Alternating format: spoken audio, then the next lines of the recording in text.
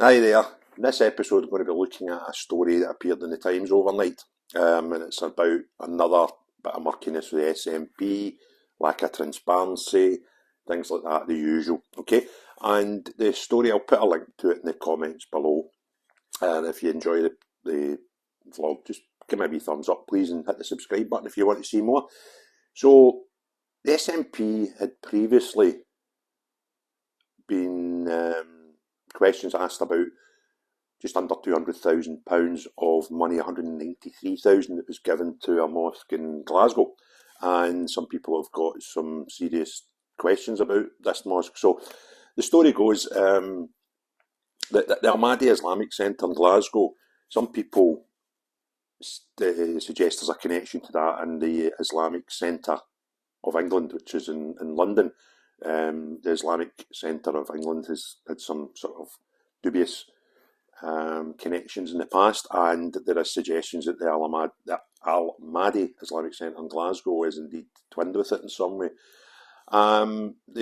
Previously, the Al-Mahdi Foundation, which is a charitable arm of this mosque, obviously is based in the same building, and that's used to collect funding, etc. It was reported that previously there was £193,000 given to the foundation of the mosque. However, Mary McAllen of the SNP, she's the net zero minister, she's now confirmed that there was £372,000 of funding, which was from the Climate Change Fund, which is there to raise awareness of climate change and also make buildings more energy efficient. And that was the two reasons that these two lots of money were given to the Al-Ahmadi Islamic Centre. Now, Russell Finlay, who's a Tory Justice Minister, he's demanding a bit more clarity on this. He feels that it's just another example of the SNP's secrecy and everything shrouded in secrecy and non-transparent, which is fair comment and good luck with that, Russell. Now, this centre has came under the radar of a few people, and there's a few dissidents from it claiming that it's been actually an unofficial consulate of Iran, and there's indeed in the 2021 Iran elections it was used as a polling station in Glasgow. Now, the Al-Ahmadi Foundation has got close links, in fact a member of their group is an ex-SNP councillor called Ali Salamati. Now, Ali has represented the Al-Mahdi Foundation previously at sort of cross-community talks, etc. So there's no disputing his connection there. And he recently stood down as a councillor. Apparently he's going to work abroad. I don't know how true that is or not.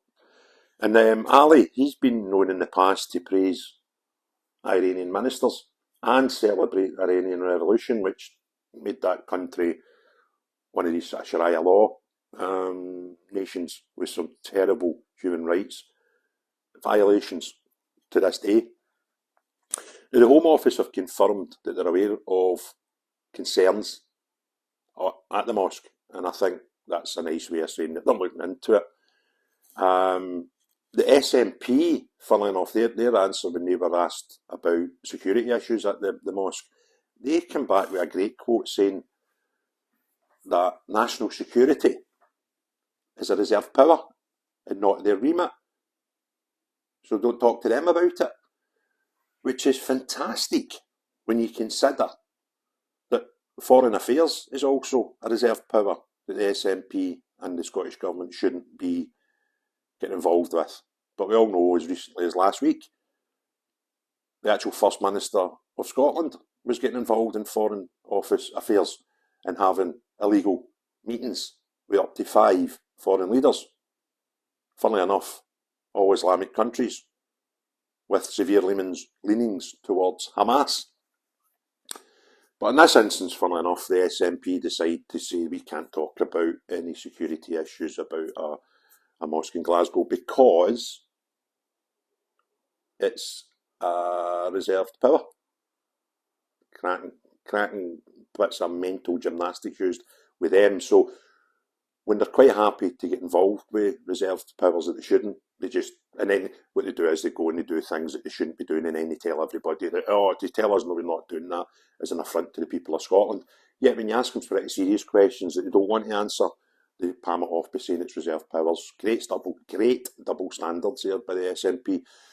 So that's the story. Now I'll put my opinion onto that story. There seems to be a bit of displeasure in the story that the mosque is using and displaying Iranian flags, and indeed some of that will took the big pictures up the Ayatollah Khomeini, who was a hero in some people's eyes and a horrible dictator in others. However, the way I sort of view this, I know some Iranian families. I know through work that I do as a volunteer in a volunteer group that I started myself 7 years ago, and we've got quite a probably unusually high number of foreign families involved in this thing that I do. Probably a wee bit higher than the sort of average of the community, and that puts me in touch with a lot of foreign families, and indeed some Iranian families. And to be honest, the ones I know, they're just normal, people go about their business, just want, a nice comfortable life for their family and as little hassle as possible, which seems a sort of universal thing for normal-minded people. So what might be going on here is, if you can imagine you were to emigrate to another country for whatever reason, and you were Church of Scotland or you were Roman Catholic, and you found in the area that you moved to, there were fellow ex-Scottish people there. The chances are you would magnetise to each other, and you would probably, worship and socialise in the same circles. And if you found a religious building that was, predominantly people from your original area, having emblems of that country would, isn't a big deal to me. I don't understand why that would upset people. So I sort of get that if there's there's an Iranian community in Glasgow that have found this place to be their place of worship, and there happens to be an Iranian flag there, I don't really get that excited about that, to be perfectly honest with you.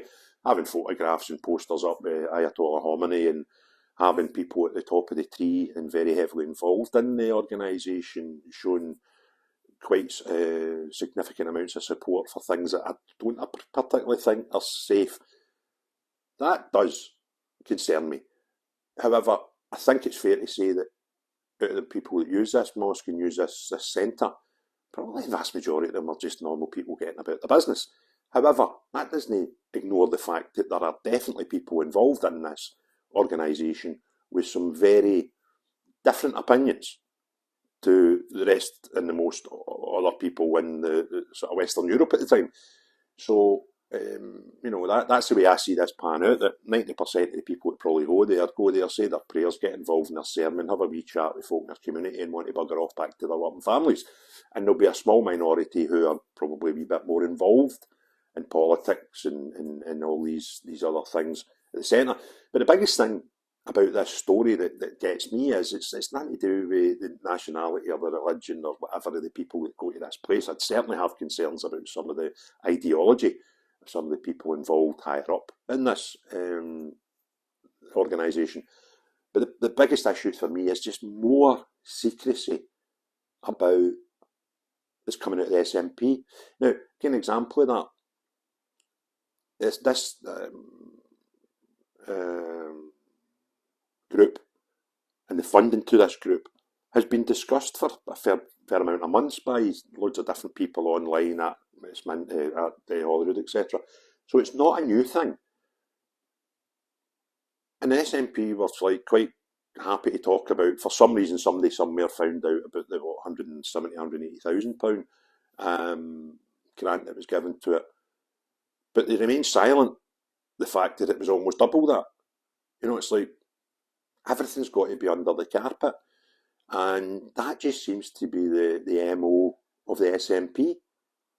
That, they're allowed to not sack people that have stolen £11,000 for the public purse, not look into and investigate allegations of people having extramarital sex during COVID 2 lockdowns, just ignored that, not allowed to talk about that.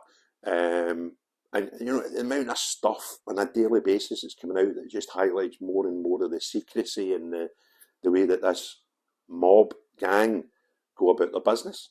They seem just totally blasé, don't care, do what they like, talk about things when we want to, ignore them when we don't, feed them information requests.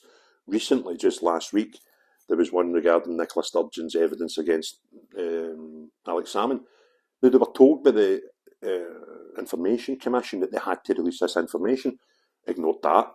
The guy that asked for the information in the first place had to go to the Court of Session after they had appealed, and they found in the favour of the guy that was looking for the information.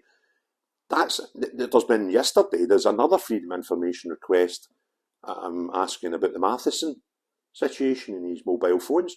Totally ignored. SNP, no, we're not giving out that information. We need to protect Mr. Matheson's privacy. They just ride roughshod over. You probably couldn't sit down in a vlog and explain all the different circumstances and examples of where they've just rode roughshod over legislation. And it's daily.